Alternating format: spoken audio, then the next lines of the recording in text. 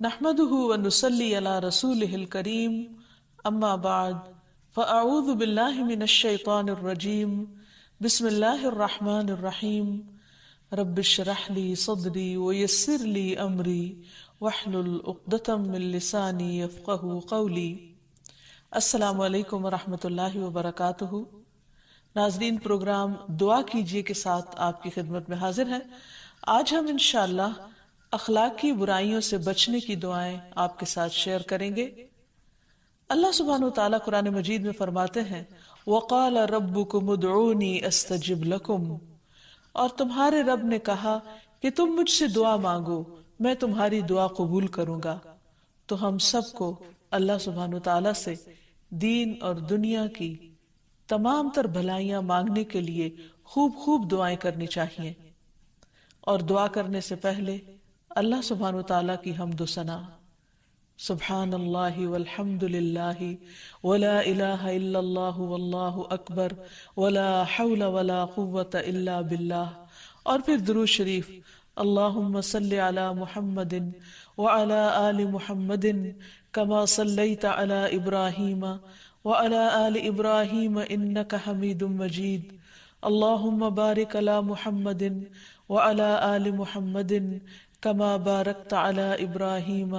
وعلی آل ابراہیم انک حمید مجید، اور پھر دنیا اور آخرت کی بھلائیاں ربنا آتنا فی الدنیا حسنۃ وفی الآخرۃ حسنۃ وقنا عذاب النار، اے ہمارے رب تو ہمیں دنیا میں بھی بھلائیاں عطا فرما اور آخرت میں بھی، اور ہمیں آخرت میں آگ کے عذاب سے محفوظ رکھ۔ تو جہاں تک دنیا کی بھلائیوں کا تعلق ہے تو وہ صرف مال و اولاد ہی نہیں، انسان کا دین، اخلاق، اس کا حسن معاملہ، یہ بہت بڑی بھلائیاں ہیں جو انسان کو دنیا میں نصیب ہوتی ہیں۔ انسان کے لیے لوگوں کے ساتھ معاملہ کرتے وقت اچھے اخلاق کو پیش نظر رکھنا نہایت ضروری ہے، لیکن یہ جتنا ضروری ہے اتنا ہی مشکل بھی ہے۔ ہاں، اگر انسان کو اس کا ریوارڈ معلوم ہو تو انسان اس کا اہتمام کر سکتا ہے۔ رسول اللہ صلی اللہ علیہ وسلم نے اس کو سب سے افضل عمل بتایا ہے۔ آپ نے فرمایا ابن آدم نے کوئی ایسا عمل نہیں کیا جو نماز آپس میں صلح کروانے اور اچھے اخلاق سے بہتر ہو، یعنی ایک طرف اللہ سبحانہ وتعالیٰ کی عبادت ہو اور دوسری طرف آپس کے تعلقات کی اصلاح اور پھر بہترین اخلاق۔ ایک اور روایت میں یہ نماز روزے کے قائم مقام بتایا گیا۔ نبی صلی اللہ علیہ وسلم نے فرمایا مومن اپنے اچھے اخلاق سے روزہ دار اور قیام کرنے والے کا درجہ حاصل کر لیتا ہے، یعنی وہ شخص جو دن کو نفلی روزہ رکھتا ہے اور رات کو نفلی عبادت پڑھتا ہے وہ بہت پرہیزگار اور نیک تصور کیا جاتا ہے۔ تو اسی طرح اگر کسی شخص کے اندر یہ دو خوبیاں نہیں بھی لیکن اس کا اخلاق سب کے ساتھ اچھا ہے، اس کی عادات اچھی ہیں، اس کے طور طریقے اچھے ہیں، وہ دوسروں کے لیے باعث راحت ہے، تو یہ چیز انسان کے لیے درجات کی بلندی کا باعث ہے۔ ایسے بندے اللہ کے محبوب بندے ہیں جن کے اخلاق بہترین ہیں۔ رسول اللہ صلی اللہ علیہ وسلم سے ایک مرتبہ پوچھا گیا کہ اللہ کے بندوں میں اللہ کے نزدیک کون زیادہ سے زیادہ محبوب ہے، یعنی اللہ تعالیٰ کو کون پیارا ہے؟ آپ نے فرمایا جو سب سے اچھے اخلاق والے ہیں۔ پھر اسی طرح قیامت کے دن نبی صلی اللہ علیہ وسلم کے قریب ترین لوگ، یعنی آپ کی مجلس کے قریب ترین وہ لوگ ہوں گے جن کے اخلاق سب سے اچھے ہوں گے۔ پھر اسی طرح ایک اور روایت کے مطابق بہترین امتی ان کو قرار دیا گیا، یعنی جو نبی صلی اللہ علیہ وسلم کے محبوب ہیں یا آپ کی امت کے چنے ہوئے لوگ ہیں جن کے اخلاق سب سے اچھے ہیں، یعنی جن کی عادات بہترین ہیں۔ پھر اسی طرح ایک اور حدیث سے ہمیں یہ بھی پتہ چلتا ہے کہ اچھا اخلاق میزان میں سب سے بھاری نیکی ہوگا۔ ابو درداء سے روایت ہے کہ نبی صلی اللہ علیہ وسلم نے فرمایا مومن کے میزان میں قیامت کے دن سب سے بھاری چیز اچھا اخلاق ہوگا۔ پھر اسی طرح یہ بھی یاد رہے کہ اچھا اخلاق صرف وقتی طور پر کسی خاص مطلب یا مقصد کی خاطر کسی کے ساتھ اچھی طرح معاملہ کرنا یا اچھی طرح بات چیت کرنا ہی نہیں، بلکہ یہ انسان کی عادت کا حصہ ہونا چاہیے، کیونکہ اخلاق کا لفظ جو ہے یہ خلق سے ہے، اور خلق عادت کو کہتے ہیں، یعنی انسان کا ایک خلق ہے، یعنی اس کی شکل و صورت ہے، اور ایک اس کا خلق ہے یعنی اس کی عادات ہیں۔ تو بہترین انسان، خوبصورت انسان وہی ہو سکتا ہے کہ جس کا اخلاق اچھا ہو، خواہ بظاہر عام معیار کے مطابق شکل و صورت معمولی ہی کیوں نہ ہو، کیونکہ لوگوں کو کسی کے شکل و صورت سے وقتی طور پر دیکھنے سے کچھ فائدہ ہو سکتا ہے، لیکن انسان دوسرے کے رویے اور معاملے کو نہیں بھولتا، اس لیے اس کو بہتر سے بہتر بناتے رہنے کی کوشش کی جانی چاہیے۔ پھر اسی طرح یہ ہے کہ جہاں اچھے اخلاق کو بہت فائدے کی چیز بتایا گیا، وہاں دوسری طرف برے اخلاق کو بہت نقصان کی چیزیں بتایا گیا۔ یعنی ایسا نہیں کہ اگر ہم اچھے اخلاق کا کوئی اختیار نہیں کرتے تو کوئی فرق نہیں پڑتا، یعنی یہ نہیں کہ اگر انسان کہے کہ میرا اخلاق اچھا نہیں تو کوئی بات نہیں۔ ہمارے دین میں جہاں ایک طرف ہمیں اچھے اخلاق کی تعلیم دی گئی، اچھے اخلاق کے بارے میں بتایا گیا اور اس کی فضیلت بیان کی گئی، وہاں دوسری طرف ہمیں برے اخلاق کے برے نتائج کے بارے میں بھی بتایا گیا۔ نبی صلی اللہ علیہ وسلم نے برے اخلاق سے بچنے کی بھی تلقین کی۔ نبی صلی اللہ علیہ وسلم کے جہاں محبوب ترین لوگ وہ ہیں جن کے اخلاق اچھے ہیں، تو وہاں آپ کے نزدیک سب سے ناپسندیدہ لوگ وہ ہیں کہ جن کے اخلاق برے ہیں۔ جابر رضی اللہ عنہ سے روایت ہے کہ رسول اللہ صلی اللہ علیہ وسلم نے فرمایا، قیامت کے دن میرے نزدیک تم میں سب سے زیادہ محبوب اور قریب بیٹھنے والے لوگ وہ ہیں جو بہترین اخلاق والے ہیں، اور سب سے زیادہ ناپسندیدہ اور دور رہنے والے لوگ وہ ہیں جو زیادہ باتیں کرنے والے، بلا سوچے سمجھے اور بلا احتیاط بولنے والے اور تکبر کرنے والے ہیں۔ اسی طرح ایک اور موقع پر آپ صلی اللہ علیہ وسلم نے بدترین انسان اس کو بتایا کہ جس کی برائیوں اور برے اخلاق کی وجہ سے اس کے شر سے بچنے کے لیے لوگ اس سے ملنا جلنا چھوڑ دیں، اس کے ساتھ تعلق رکھنا پسند نہ کریں، اس کو دیکھتے ہی گھبرا اٹھے کہ یہ پھر کوئی نہ کوئی ایسی بات کرے گا جس سے تکلیف پہنچے گی۔ تو ایسے لوگ قابل مذمت ٹھہرے جن کے اخلاق قابل مذمت ہیں، یعنی ناپسندیدہ ہیں۔ اور یہ یاد رکھیے کہ اخلاق انسان کے پوری شخصیت کا عکاس ہوتا ہے، جس میں انسان کی گفتگو، انسان کا لین دین، انسان کا معاملہ، اس کی عادات، یہ تمام چیزیں اس میں شامل ہوتی ہیں۔ یاد رکھیے کہ اخلاق کا تعلق انسان کی پوری شخصیت کے ساتھ ہے۔ انسان کی گفتگو، انسان کے چہرے کے تاثرات، انسان کی چال ڈھال، انسان کے اٹھنے بیٹھنے کا طریقہ، یہ ساری چیزیں اخلاق سے تعلق رکھتی ہیں۔ اسی لیے ہم دیکھتے ہیں کہ بد اخلاقی میں نمبر 1 بد کلامی آتی ہے، کیونکہ انسان جب بات کرتا ہے تو اس کے اثرات دوسروں پر پڑتے ہیں، اور پھر جب انسان گالی گلوچ کرتا ہے یا دوسروں کے ساتھ طعن و تشنیع کرتا ہے یا ہارش طریقے سے بات کرتا ہے، یعنی سخت کلامی کرتا ہے، تو یہ تمام چیزیں بد اخلاقی کا حصہ بن جاتی ہیں۔ اللہ سبحانہ وتعالیٰ فحش کلامی سے نفرت فرماتے ہیں۔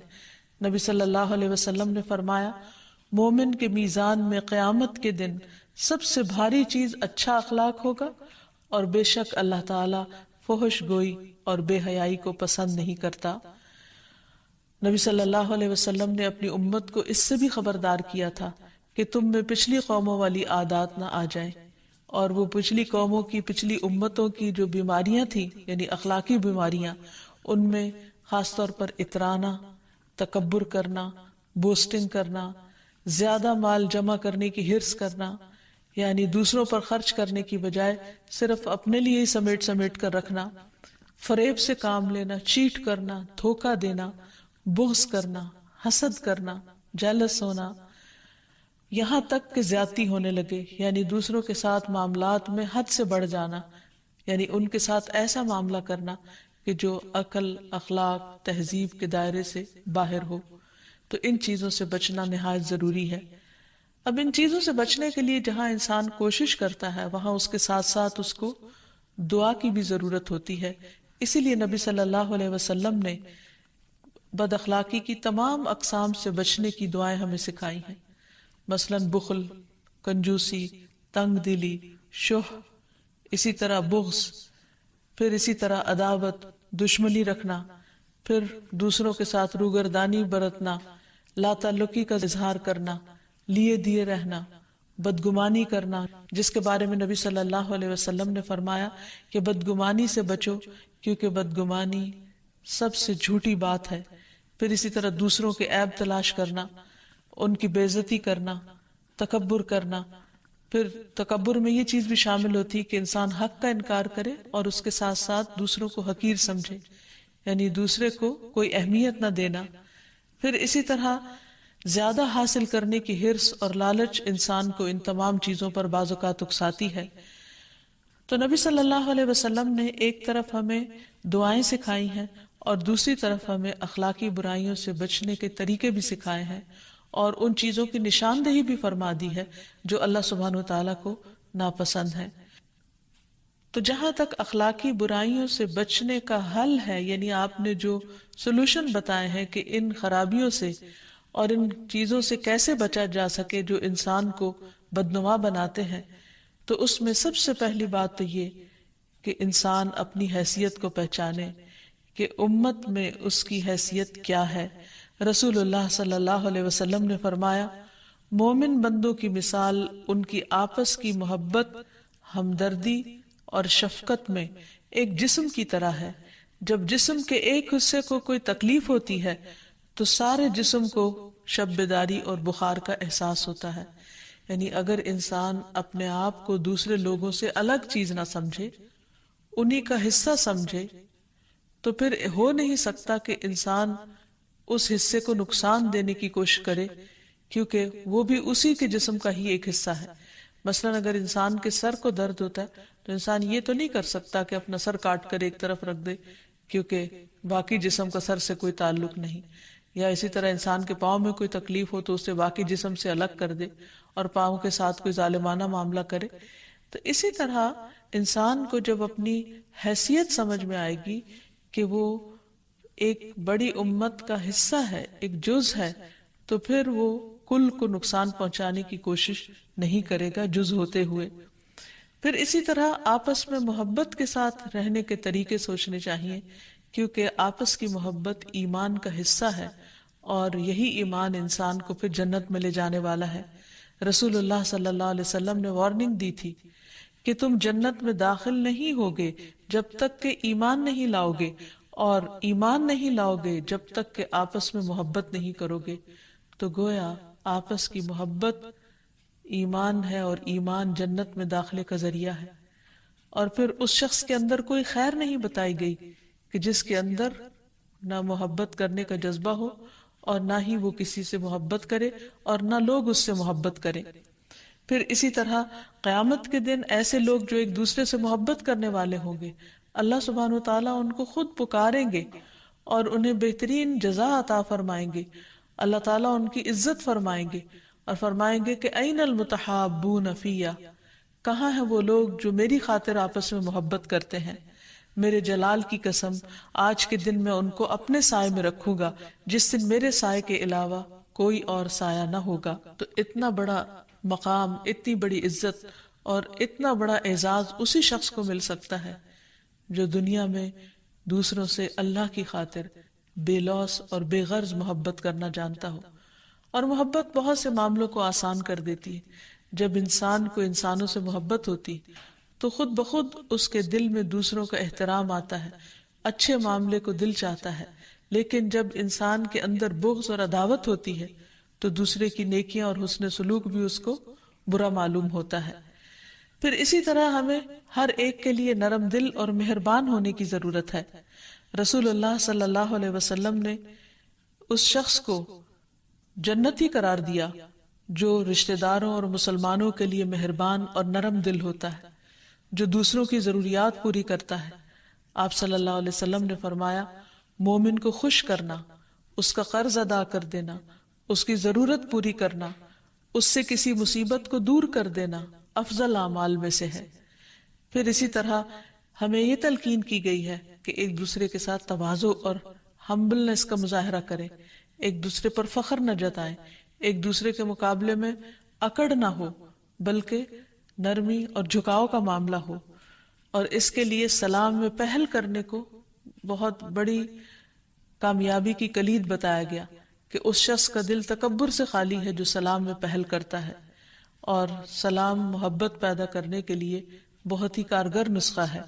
پھر اسی طرح دوسرے کے بارے میں بدگمانی سے انسان بچے، کیونکہ جب گمان برا ہوتا ہے تو انسان کے اعمال اسی کے مطابق، رویے اسی کے مطابق ڈھل جاتے ہیں۔ پھر اسی طرح دوسروں کے معاملے میں تجسس نہ کرے، اگر کہیں بدگمانی ہو جائے تو معاملہ جلد صاف کر لیا جائے، کلیریفیکیشن کر لی جائے، اور جلد از جلد صلح کر لی جائے، کیونکہ انسان ہے، انسانوں کے درمیان اختلافات ہو جاتے ہیں، لڑائی جھگڑے ہو جاتے ہیں، لیکن ان لڑائی جھگڑوں کو طول نہیں دینا چاہیے۔ دوسری چیز یہ ہے کہ انسان دعاؤں کے ذریعے اپنے اخلاق میں تبدیلی لائے، یعنی عملی حل کے علاوہ جب دعا ساتھ کرے گا تو انشاءاللہ اس کے رویے میں بہت بہتری آئے گی۔ اس سلسلے میں قرآن مجید میں جو دعا سکھائی گئی ہے وہ ہے ربنا اغفر لنا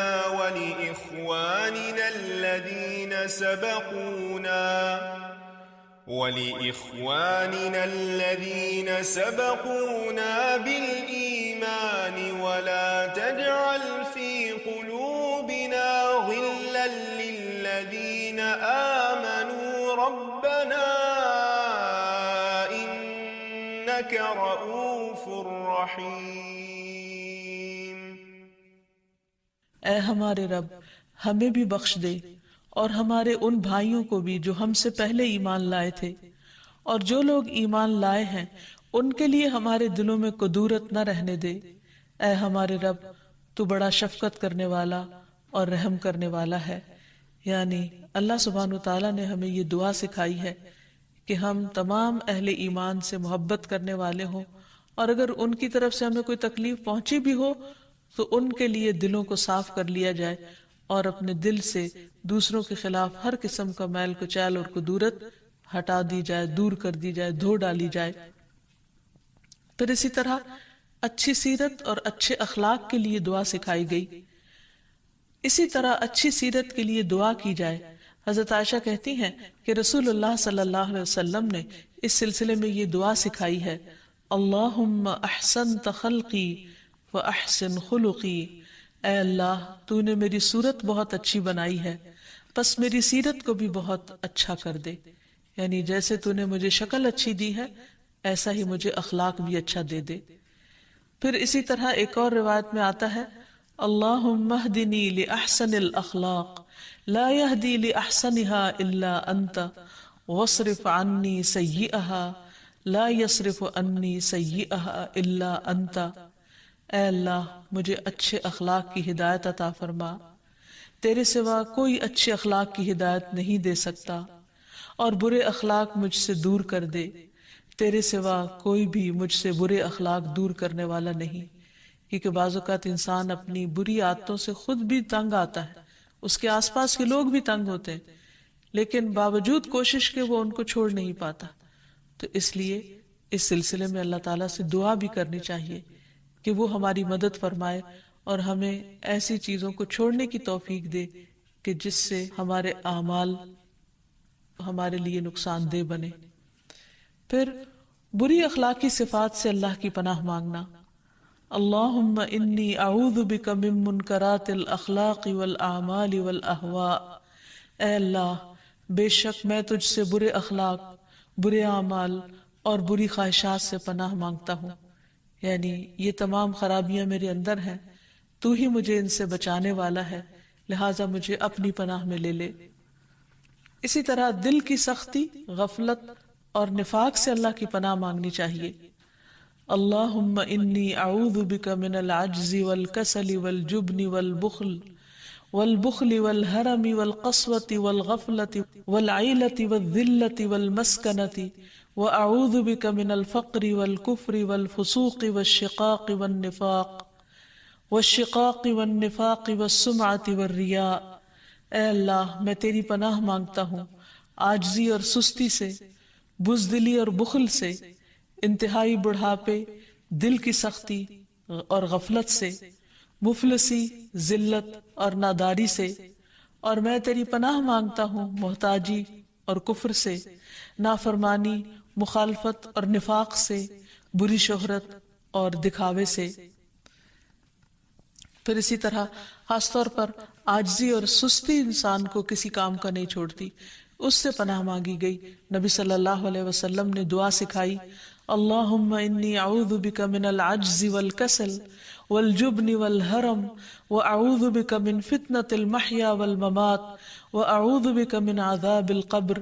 اے اللہ، میں تیری پناہ مانگتا ہوں عاجزی اور سستی سے، بزدلی اور بڑھاپے کی ذلیل حدود میں پہنچ جانے سے، اور میں تیری پناہ مانگتا ہوں زندگی اور موت کے فتنوں سے، اور میں تیری پناہ مانگتا ہوں قبر کے عذاب سے۔ تو اللہ تعالیٰ سے دعا ہے کہ وہ ہمیں ان تمام فتنوں سے محفوظ رکھے، ہمیں ہمارے نفس کے شر سے بچائے، اور ہمیں بد اخلاقی اور برے معاملے سے محفوظ رکھے، تاکہ ہماری دنیا اور آخرت دونوں ہی خوشگوار ہو سکے۔ السلام علیکم ورحمۃ اللہ وبرکاتہ۔ لم أكن بدعائك